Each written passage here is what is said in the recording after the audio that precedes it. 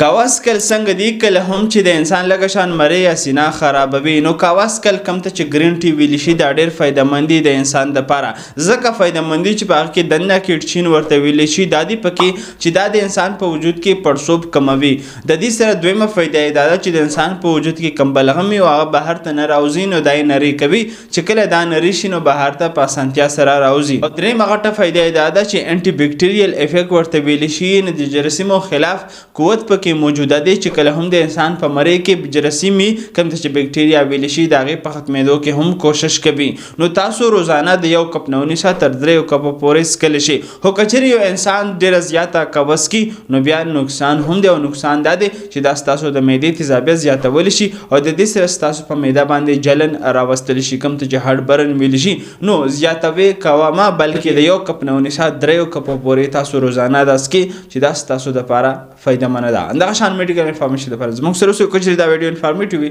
پر فرینډ سره شیر کولی شي یا هر قسم سوال ستاسو ذهن کې زموږ نه یې کمنټ کې تپوس کولی شي شکریه الله حافظ